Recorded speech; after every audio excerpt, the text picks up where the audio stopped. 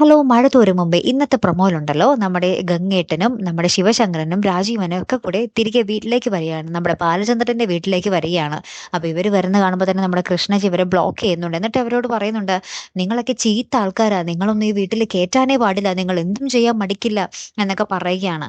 എന്നിട്ട് ഇവരെങ്ങനെയൊക്കെ ഉള്ളിൽ കയറി നമ്മുടെ ബാലചന്ദ്രനുമായിട്ട് സംസാരിക്കുക കേട്ടോ. അപ്പൊ ബാലചന്ദ്രൻ പറയുന്നുണ്ട്, ഇപ്പൊ നിങ്ങൾക്ക് മനസ്സിലായോ നിങ്ങൾ ആരെയാണ് കൊല്ലാൻ ഉദ്ദേശിച്ചതെന്ന്. അപ്പൊ അളിയന്മാര് പറയുന്നുണ്ട്, ഇപ്പൊ ഞങ്ങൾക്ക് മനസ്സിലായി എന്ന് പറയുകയാണ് ട്ടോ.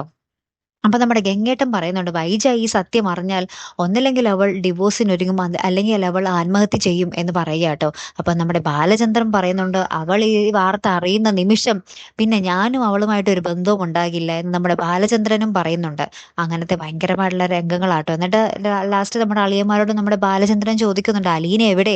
അലീനയ്ക്ക് എന്തെങ്കിലും പോറല് പോലും സംഭവിച്ചാൽ പിന്നെ ഞാൻ നിങ്ങൾ വെറുതെ വെച്ചേക്കില്ല എന്നും ബാലചന്ദ്രൻ പറയുന്നതും കാണാം. അപ്പുറത്ത് അലീനയെ കാണിക്കുന്നുണ്ട് കേട്ടോ. അലീനയുടെ അടുത്ത് കുറച്ച് ഗുണ്ടകൾ വന്ന് നിൽക്കുന്ന ഒരു രംഗമാട്ടോ ഏറ്റവും ഒടുവിൽ കാണുവാൻ സാധിക്കുന്നത്. കാത്തിരുന്നതിനെ കാണാം കേട്ടോ. അപ്പൊ അടുത്തൊരു വീഡിയോയുമായി വരുന്നത് വരയ്ക്കും ഗുഡ് ബൈ.